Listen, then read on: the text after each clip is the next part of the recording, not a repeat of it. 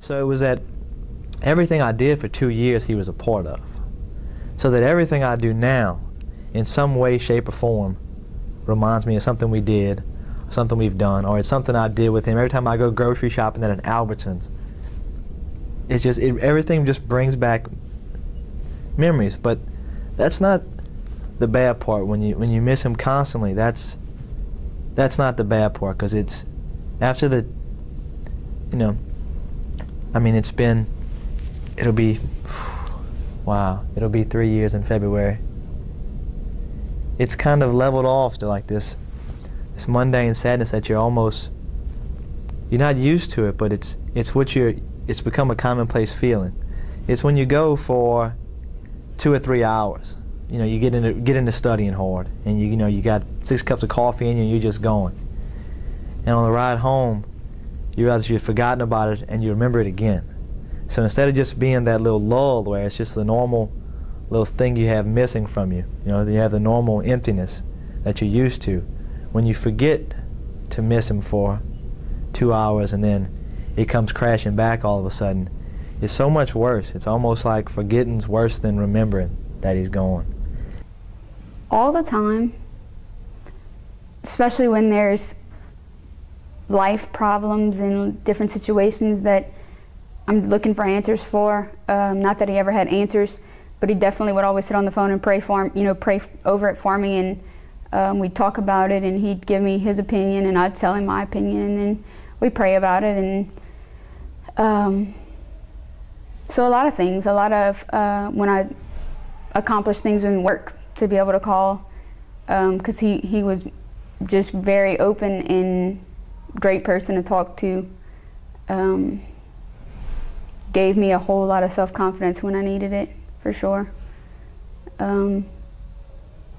Especially when I need a laugh. I miss him a lot. For laughs, I have not ever found anybody, and probably will never find anybody that can make me laugh the way he did. I miss most is just the talks that we would have, and it would seem like we could talk about anything, from problems I was having, problems he was having, school, joking around, just anything. And we were never short of words to talk about, and we could sit there and we could talk for hours about just anything at all. And I miss that, and it's rare to find people that are willing to listen for that long, and willing to not just listen but also give you great advice like John. John gave excellent advice. He could always make you smile, no matter what. I could be having the worst day in the world, and if I talked to John, that was it. I forgot about all my problems. He would just make you smile and laugh, and could always lift your spirits. Every time I look back and I think of any situation that involved John, from track to just hanging around with friends, I always smile. It brings a smile to my face. And it is unfortunate that I do not recall everything. However, just thinking about him brings joy to me. It makes me happy. I mean, I miss John. I mean, I really do. I miss him a lot. He was a big part of me. He was a big part of what I did. And I think I came here and I learned a lot from John. And when he left me, it just took a big part of me. It really did. Sorry. That's my best friend, John Melvin. And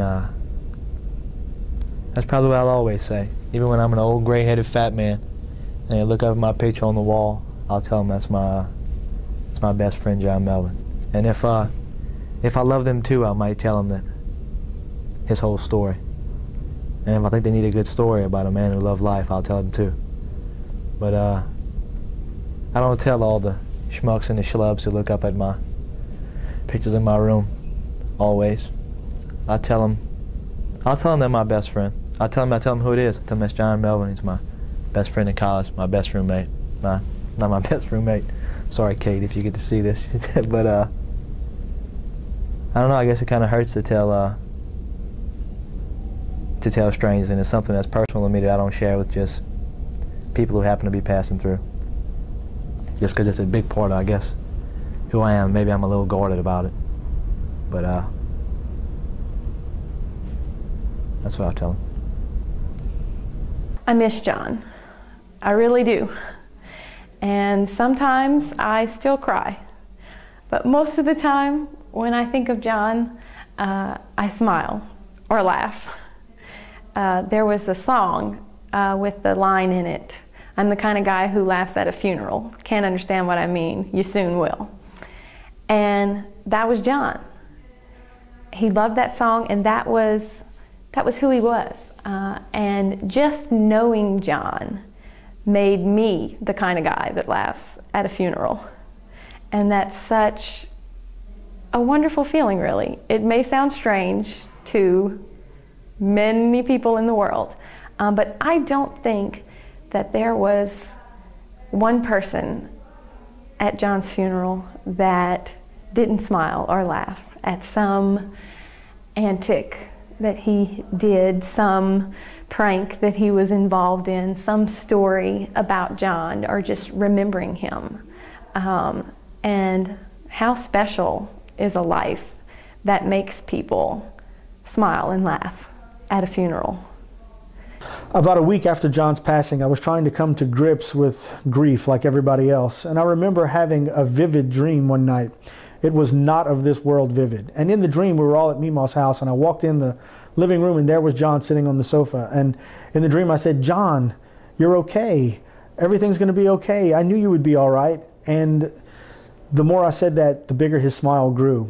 And the bigger his smile grew, the more assured I was that he was okay. And then the dream ended. But not that feeling that he was okay. Not that feeling that someday it would be okay, and that we would all see him again soon. Until then, we'll just see him in our dreams.